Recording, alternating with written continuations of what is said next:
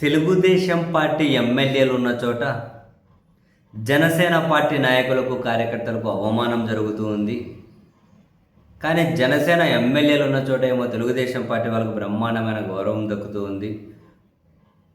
ఇటువంటి పరిస్థితి మారాలి.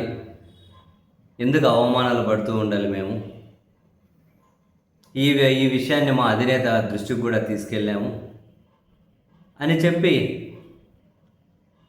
తాడేపల్లిగూడెం జనసేన ఎమ్మెల్యే బొలిశెట్టి శ్రీనివాస్ గారు తాజాగా చేసినటువంటి కామెంట్స్ అవి జనసేన కీలకమైన సోషల్ మీడియా అకౌంట్స్ నుంచి కూడా షేర్ అవుతూ వాళ్ళ అభిప్రాయాలను ఈ ఎమ్మెల్యే గారికి మద్దతుగా పంచుకుంటూ ఉన్నారు.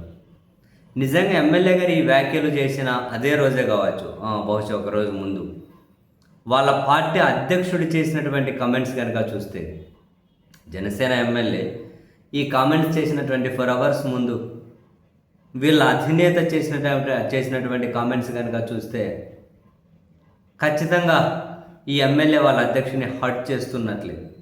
ఎందుకని వాళ్ళ అధ్యక్షుడు ఏమన్నారు, అసలు నాకు పరిశ్రమలు తెచ్చే అంత సీన్ లేదు, నాకు అంత ఎక్స్పీరియన్స్ లేదు, నాకు అంత సీన్ లేదు.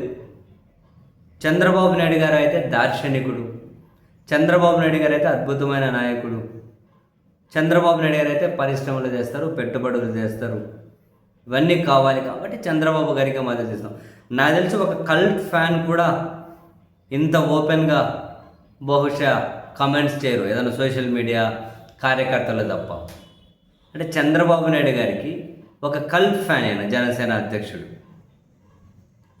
సో ఆయనే ఆ విధంగా ఫిక్స్ అయినప్పుడు ఇంకేమైనా కనుక కొట్టినా, గిచ్చినా, గిల్లినా, అవమానించినా ఖచ్చితంగా పడి ఉండాల్సిందే అని చెప్పి డైరెక్ట్గా సంకేతాలు పంపిస్తూ ఉంటే, వాళ్ళ పార్టీ అధ్యక్షుడే చంద్రబాబు నాయుడు గారికి వీరాభిమాని అయ్యి బహిరంగంగా ఈ అట్ పీక్స్ భజనలో ప్రశంసలు ఏదో ఒకటి కురిపిస్తూ ఉంటే, మరి ఈ ఎమ్మెల్యేలు వెళ్ళి తెలుగుదేశం పార్టీలో అవమానం జరుగుతుంది, వాళ్ళు మాకు చిన్న చూపు చూస్తున్నారు, అది ఇదని పబ్లిక్గా కామెంట్ చేస్తే మరి వాళ్ళ అధ్యక్షుని అవమానించినట్లు కదా, హర్ట్ చేసినట్లు కదా.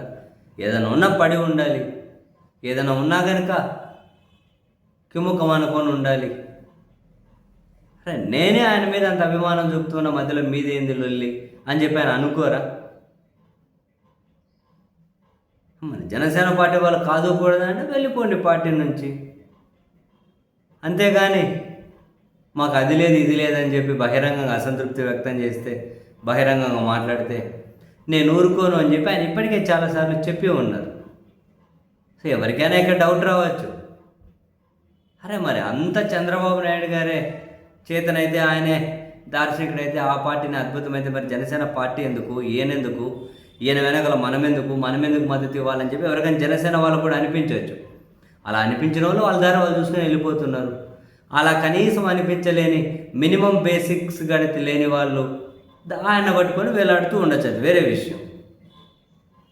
బట్ బహిరంగంగా తెలుగుదేశం పార్టీలో నుంచి మాకు అవమానం జరుగుతుంది, గౌరవం దక్కడం లేదు, ఒక ఎమ్మెల్యేనే వ్యాఖ్యలు చేయడం ఖచ్చితంగా వాళ్ళ అధ్యక్షుడిని అయితే ఇవన్నీ హర్ట్ చేసే కామెంట్సేనండి బాబు.